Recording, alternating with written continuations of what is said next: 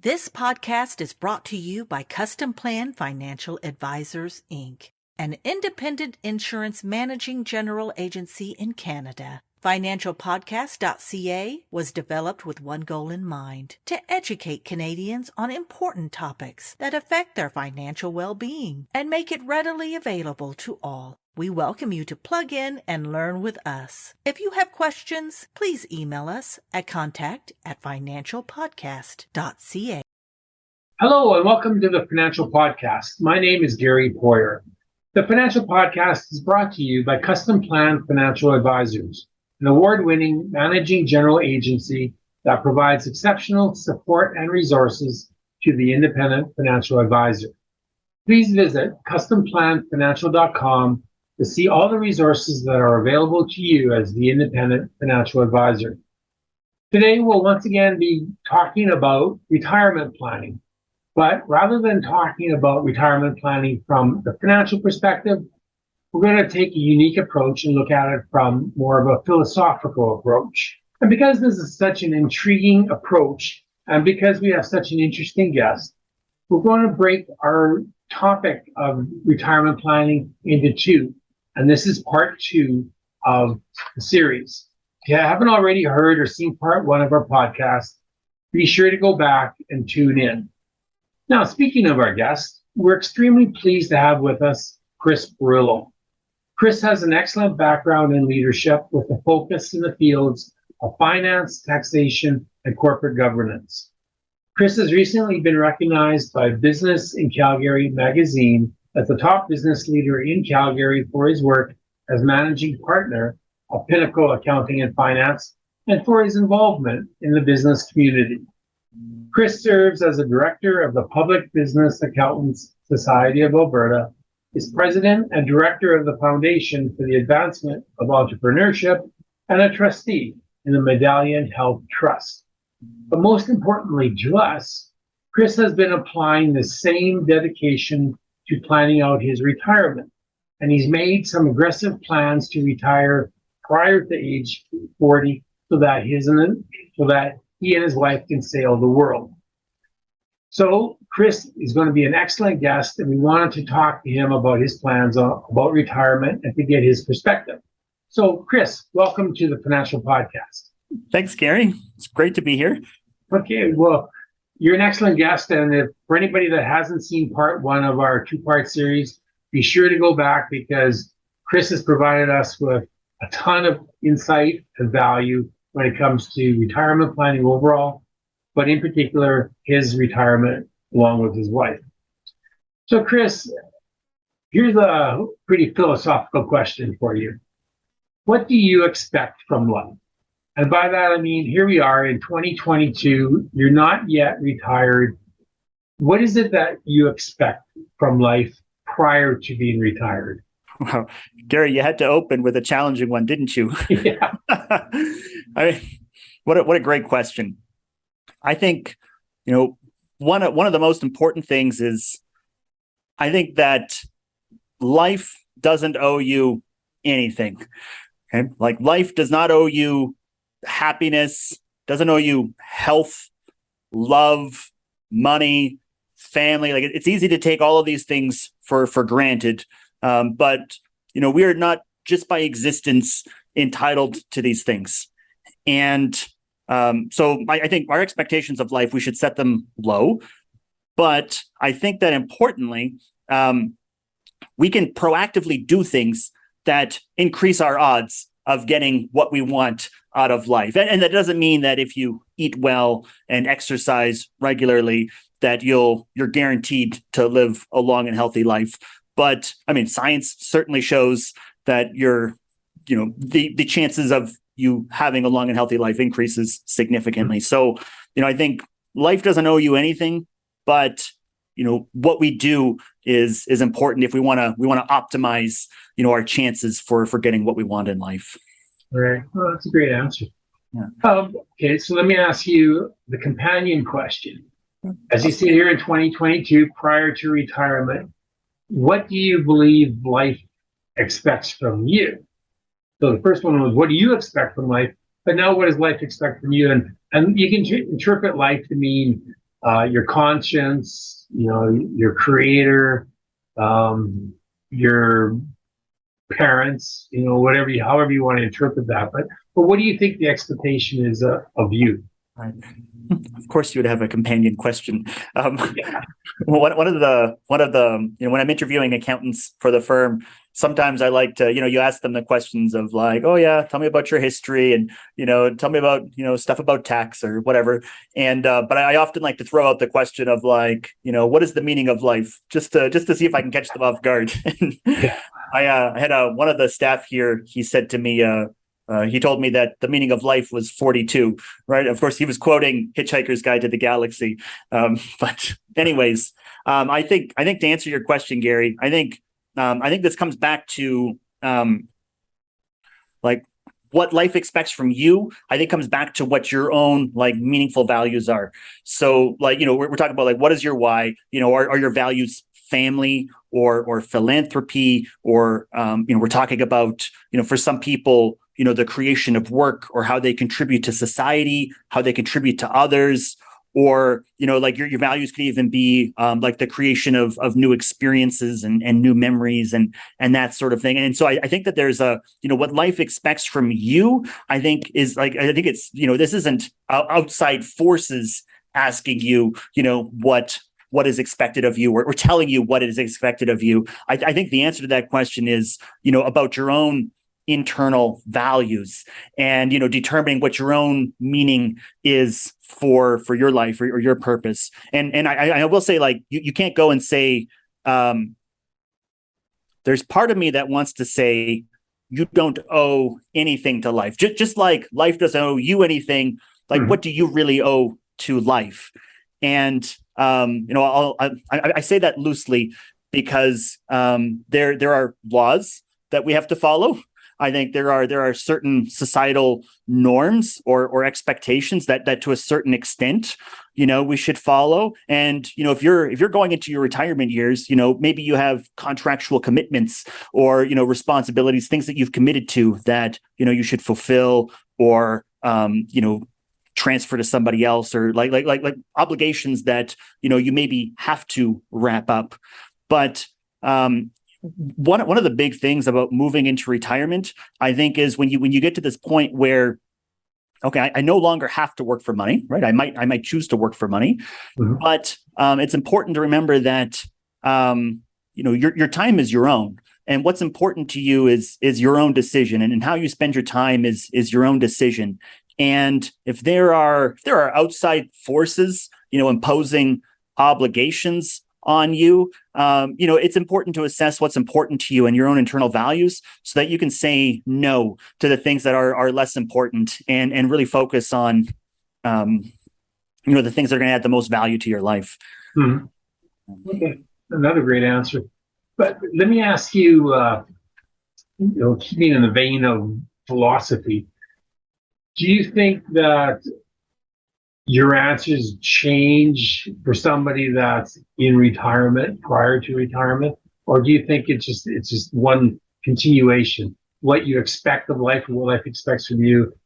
Do you think that changes when you retire, or do you think it stays the same? Yeah, and those are good questions, Gary. I mean, certainly things have to change. One of the things that we might see, with people moving into retirement years is, and I think this speaks to, people who value, the creation of work and contribution to society and contributions to others, is, we start to see people who, volunteer their time a little bit more, or get involved with, different organizations that, they aren't paid to be there, but they just, better society. And, whereas if you're in your working years, you might be engaging in things that are for the pursuit of money. But in all of those situations, and, especially like if you're involved and you're engaged and you do, good work and people like what you do and you're building relationships, I think the chances and the frequency of people, calling on you to, participate and, get involved in whatever that is, increases. And, so it's, you going into, especially going into those retirement years where you're saying like, okay, my time is mine now, and I no longer have to do that thing for a paycheck. And you just get to reassess, what's important to you. Mm-hmm.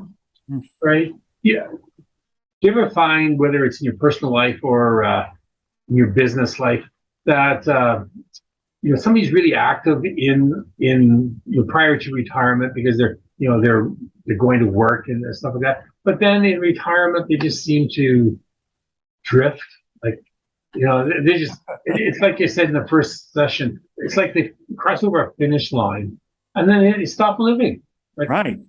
I have trouble understanding why people do that, but because now they've got all this time, they can do what they want, but sometimes they don't.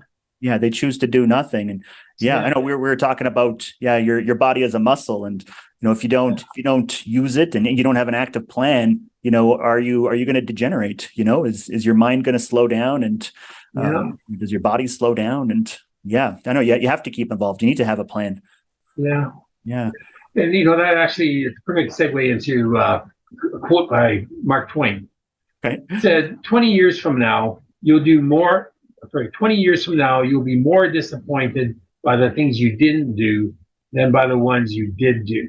In other words, when you look back on your life, you'll regret the things you didn't do more than the things you did do and failed at. What are your thoughts on that? That's interesting, Gary. I think you got to be careful with that one, because every time you choose to do something, well, what is the opportunity cost of that decision that you're making? And like if you choose to pursue like a business activity or whatever that is, if you as simple as, I choose to go to this event, well, there's another event that I'm not going to, and I choose to spend my money here. Well, that means I'm not spending my money on something else. And so, I think that for everything you choose to do, there are also a whole bunch of things that you're choosing not to do. If you choose to become a surgeon, you're probably also choosing not to become a lawyer, or if you're a surgeon and a lawyer, you're also choosing not to become a pilot. Like you can't do everything. Yeah. And so I think it'd be inappropriate to get to your deathbed and say, like, man, I became a surgeon, I should have become a lawyer. Well, you're giving up something. But I think maybe to Mark Twain's point is, you don't want to not do something because maybe you're afraid of doing it, or like if actually doing it, like if it doesn't have like negative repercussions, I think Mark Twain's point is, you should probably do it because you don't want, if you don't go and ask out the cute girl down at the mall and then you regret it later on in life, well, the risk is, I asked her and she said no. Well, my life's not a failure. Okay, I overcame a minor rejection, and so I think that's a good example of where Mark Twain's quote applies. But take a different scenario where let's say that you're looking at engaging in a business opportunity, and engaging in the business opportunity involves leveraging your house. And, you look at, is it a risky business opportunity? If it is, you like, are you really going to get later in life and say, I should have taken that business opportunity? Well, I don't know, maybe the risk of failure was, too great. So I think, looking at what it is, the opportunity is, and carefully weighing, you got to approach it with a sense of logic, right. It's a decision. Yeah. I always take that quote as kind of, well, you mentioned in the latter part where, the opportunities come by, and either because it's outside your comfort zone, or you thought, well, I've never done that before, so I can't do it again. Right. But then you look back on your life and you kick yourself because now you wish you had. But sometimes the opportunity is there only for a brief period of time. But I guess it goes to regrets, and you should always live your life so that you don't have any regrets. But that's right. Not so easy to do either. Yeah, no, that's right. Yeah, try to live your life to the fullest. Yeah, exactly. Mm-hmm. Okay, and in that vein, retirement is often seen as a time of opportunity. So we know that you and your wife are taking advantage of the opportunity to go sailing, and to me, that's a new beginning for you, or you're reinventing yourself. But what other opportunities do you see retirement being as a new beginning, I guess? Sure. I guess there's lots of different ways, I suppose, Gary. If you get to make new relationships, maybe you get to spend time with people because you like them, and not for not for business reasons, for example, or if you get to study something new, or you get to actually like read for fun, and it's time becomes your own, and you get to do with it what you like. I don't know. It's yeah. But that goes back to what we were talking about in the first session again with business owners and professionals that have focused so much on their business or career that when they retire or sell their business, they're stuck. They don't know what to do next. But the world is their oyster, as they say, right? So it just takes a little bit of thought. When I was earlier in my career, so I articled in international taxation. I worked for a man named Cam McIntosh, who I would call like a mentor of mine. Mm-hmm. And Cam was working closely with my dad at the time, and I have a very interesting father. And the two of them were doing this thing they called like Canadians retiring abroad. And, so they're talking about like how people retire, out of the country and that sort of thing. And so I got involved preparing international tax returns for people retiring out of country, and also people, who were working in like Dubai and parts of Russia at the time, and they qualified for special tax credit. So we were doing international tax work. But I remember, so Cam was an important part of my life. And probably about 10 years ago or so now, Cam practiced what he preached, and he went down and he retired to Mexico. And I remember having a conversation with him at the time, and he had I would call him a successful man. He worked as a tax accountant his whole life, and but I talked to him. He moved to Mexico. He retired, and he said to me, "Chris, I've had an encore career." And I was like, "Oh, okay, that's interesting. You retired to Mexico and you're having an encore career." And he said, "Yeah." And this was 10 years ago, and about 10 years ago. And so drones were like a fairly new thing. And Cam had got a drone, and he was flying it around the resorts in Mexico, and he was taking like video footage for like their advertising and stuff. Wow. And I'm sure it probably didn't pay as well as when he was an accountant, but I'm sure he enjoyed it a lot more. And he found something that he enjoyed and he was interested in, and he's in a different country, and this just becomes part of who he is now, and that's really neat. Yeah, absolutely. It's funny. When I sat down with clients through my financial planning career, I'd often ask them, what their plans were for retirement, where they were going to live. And they always said, well, I want to live near my grandchildren or my children. Right. And I always thought to myself, those grandchildren grow up and get to a point where they don't want to see their grandparents anymore, right? They're off with their own friends. But if their grandparents are in Mexico or the Caribbean, well, who doesn't want to go to Mexico or the Caribbean to see grandma and grandpa? For sure. So, I just think retiring elsewhere is an option. But in your practice, did you find a lot of people entertain that at all, or were people pretty much retiring in Canada? Certainly, like when I was working with Cam, like that was just an area that we specialized in at the time. So we had a lot of clients who were retiring to Mexico. Like that was a very, it's easy for Canadians to, you can get like WestJet flights to Mazatlan are like very cheap and they're direct. And so it's fairly easy for them to go down there and snowbird. And one of the things that I would, think is really neat, we're talking a little bit, Gary, about in our first session, we were talking about, if you're a 50-year-old male today, there's a 21% chance that you don't see your 70th birthday, right? Mm-hmm. And especially like when we're talking about people who, if a significant portion of Canadians are not actively saving for retirement, or maybe they have not saved enough for retirement, and they're starting to approach those years, I think retiring out of country becomes an interesting option, because, I think about countries like Mexico, like Costa Rica, like Thailand comes to mind, like where I'm talking about financial arbitrage, places where you can live and you can get like housing and food, and you can get medical coverage, and you can go to the dentist, and your cost of living over there is so much lower than here in Canada. So if you're going like, I'm only 60 or 70% of the way to, hitting my financial goals that I want to live the lifestyle I want, well, a solution might be to, consider moving to a country where, the cost of living is so much lower. Yeah, absolutely. Yeah.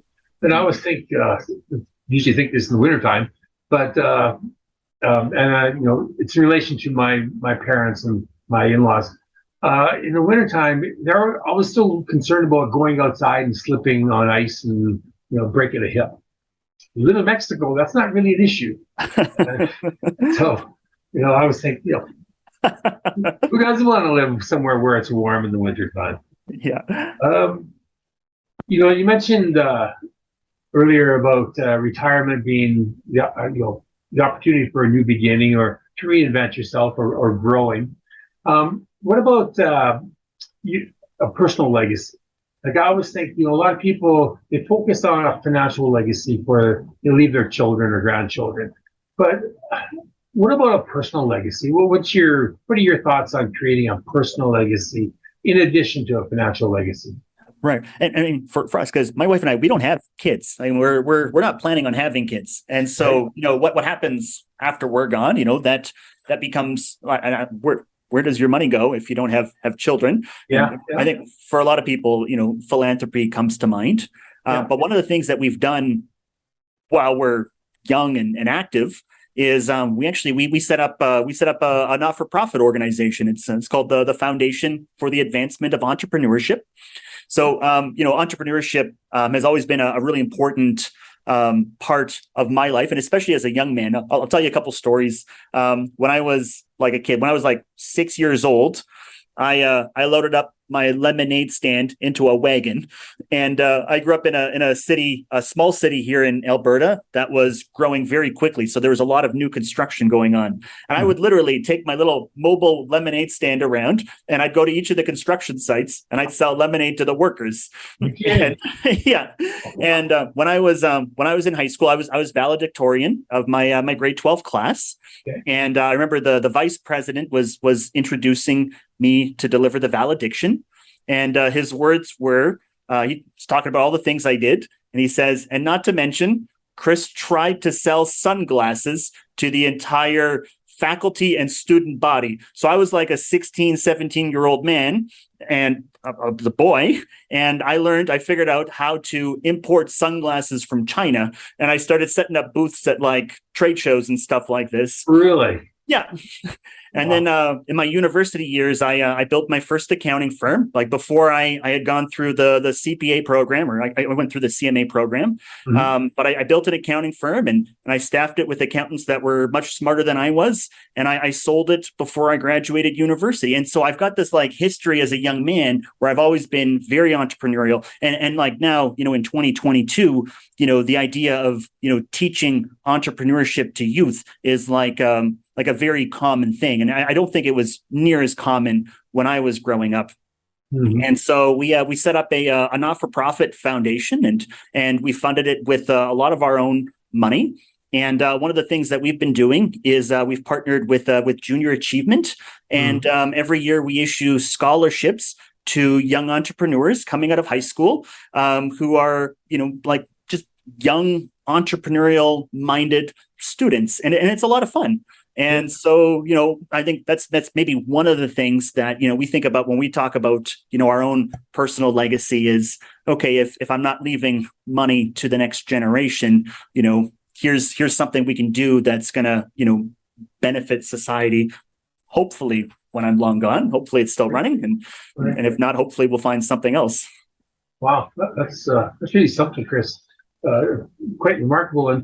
And do you have nieces and nephews? No. Okay. No. But even the students that you're impacting through scholarships and whatnot. I mean, they look at your life.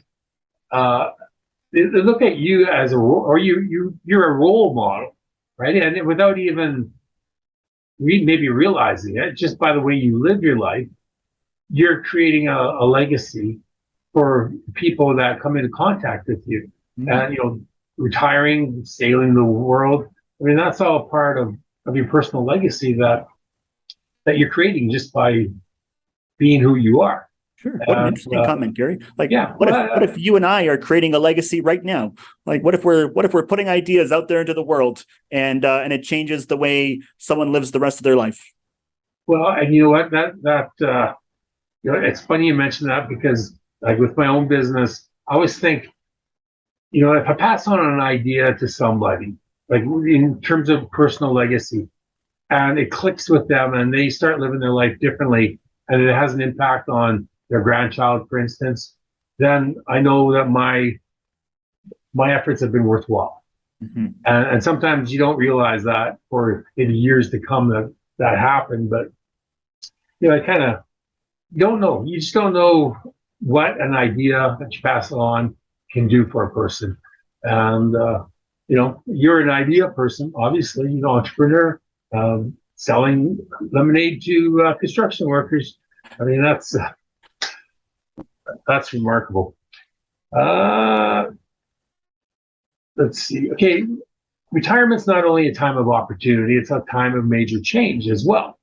So, knowing that, what do you think is the best way that somebody can prepare for the changes that life's going to bring in retirement? Yeah. I mean, you want to have that plan, right? You want to have your financial plan.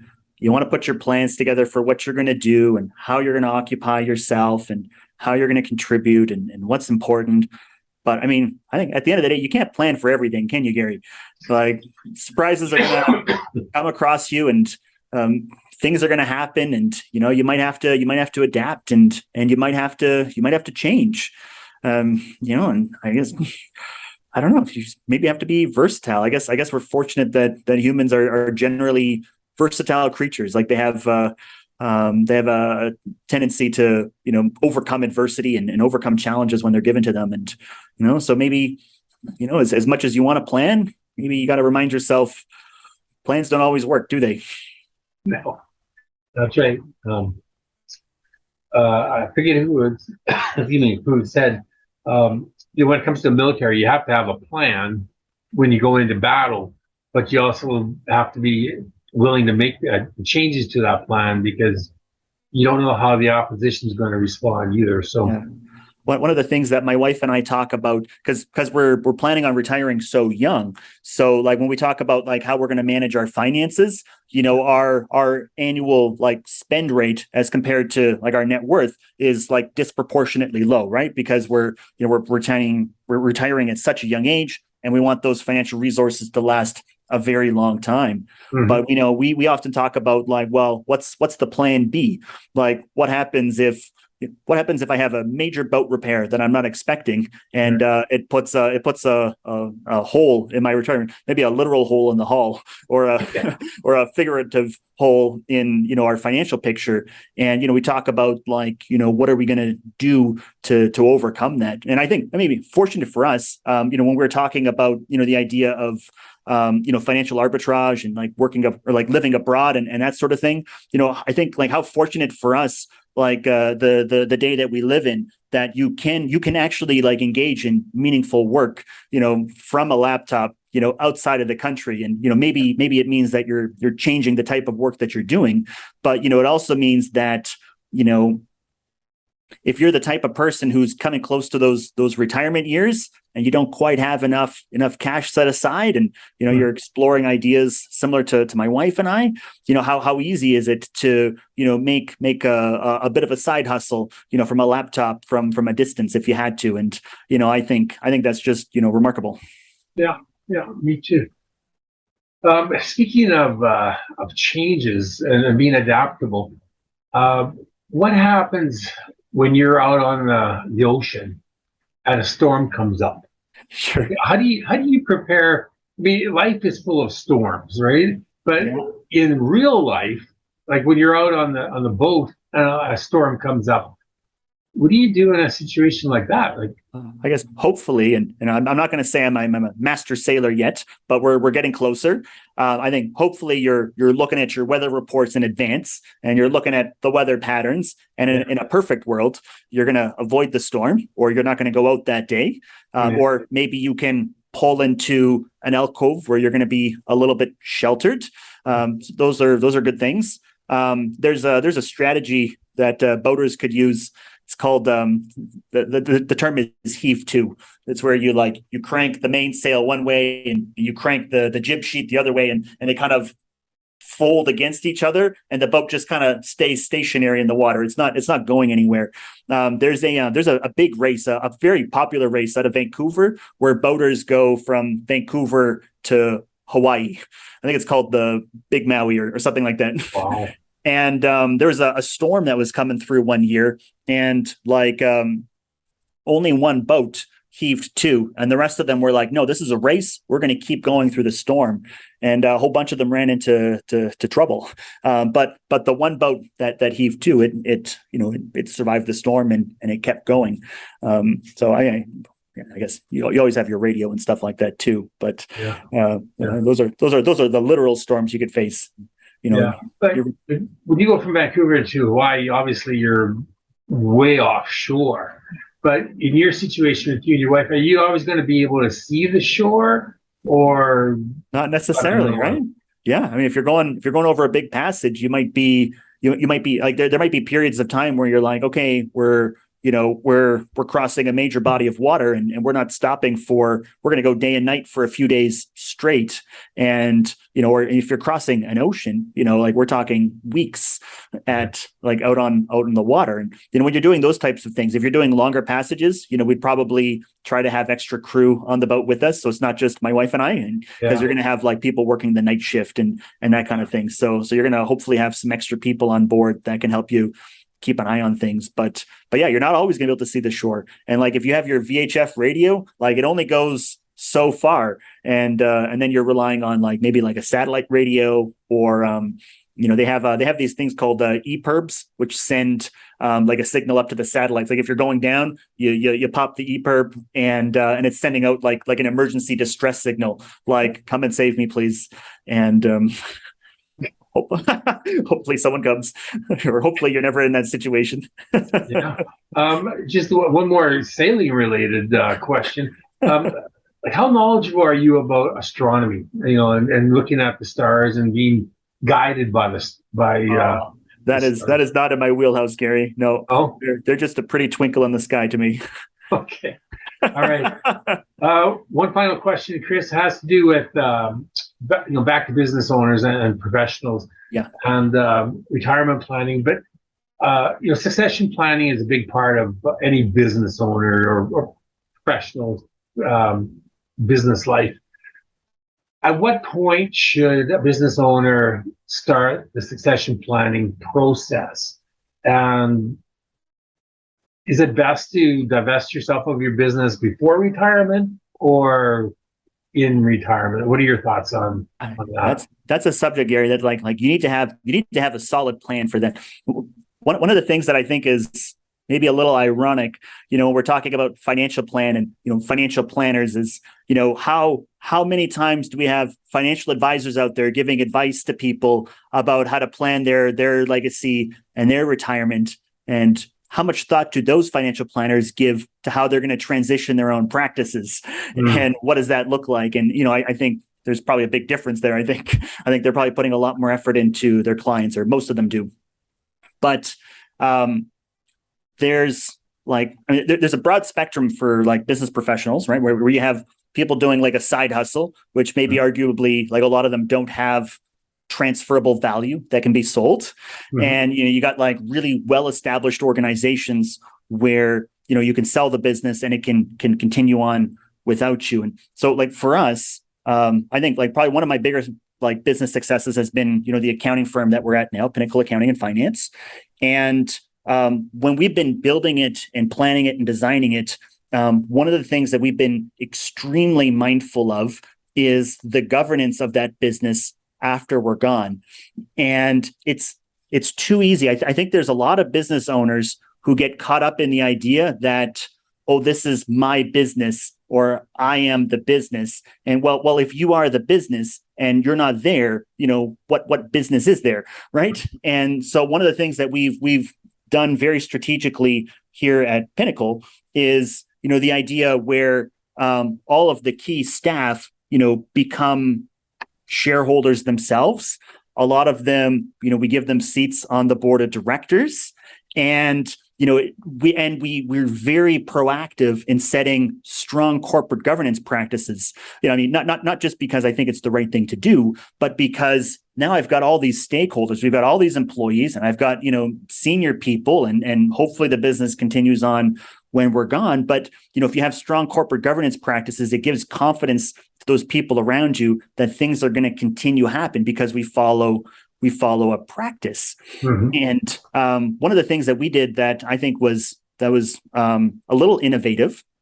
When we're dealing with business owners that are looking to retire, a lot of them just try to sell the business whole, right? I'm the owner now. I run it. I'm going to sell it to somebody else who's knowledgeable in this field, and they're going to continue on. And like that process can be very time consuming, and you're paying brokers. And when that transition happens, what's the client retention look like, or what like how many customers are not coming because the previous owners, and that's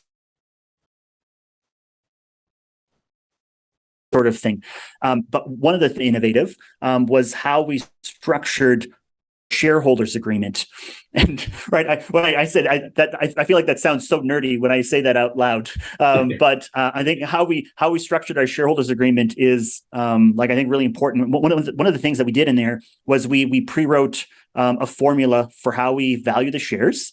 And as I have key staff coming into the business, they're buying in at values determined by this formula. And then as senior personnel are leaving the business, the exit happens based on the terms defined in the share, which is over a period of time, and it's at the price set in the formula. And what that does, one, it gives a lot of confidence to other senior personnel that they can come in, they can buy into the business, they can have a long and fulfilling career, and at one day they'll be able to wind out of the business. And we're not looking for outside shareholders or like outside investors or somebody to come along and buy the business. And one of the things that is really neat, I think, for us is it means that for years now, we know what our exit plan is. We know that the business is going to buy us out. And I've got all these great professionals around us that are going to continue to drive this ship while I'm on the other ship. And, and hopefully we're not going to see any major challenges coming out of that. And so I think it's neat because the way that we structured the governance means that we created our own buyer for our exit, which is, I think, really different. Yeah, no, it eliminates the excuse, for lack of a better word, of a business owner not retiring because, well, I don't know what I'm going to do with the business. You provide them the exit strategy. They can then move on to the next chapter of their life and sail the world or whatever their plan is. But Chris, it looks like we're out of time. Thank you again for being such a great guest. You provided a ton of insight, a ton of value. I can't thank you enough for being our guest. I'll ask you again, Chris, how can our audience get in touch with you? Sure. So I think probably the best way is going to be on LinkedIn. You can look me up on LinkedIn. My name is Chris Burylo. That's spelled Buryllo. Or you could send me an email if you like, chris@pinnacleaf.ca. It's pinnaclealphafrank.ca. Okay, perfect. Awesome. And I want to thank our sponsor once again. Customplan Financial Advisors is an award-winning MGA providing exceptional support and resources to the independent financial advisor. Please visit their website at customplanfinancial.com. This podcast is available on YouTube, Spotify, and at financialpodcast.ca. To be notified directly when new podcasts are available, please subscribe by visiting financialpodcast.ca. If you have an idea or a topic for a financial podcast, or if you know of someone who would make a great guest, please send an email to contact@financialpodcast.ca or info@financialpodcast.ca. We love to receive your feedback. Chris, thank you again for being our guest. And to everyone else, have a fabulous day.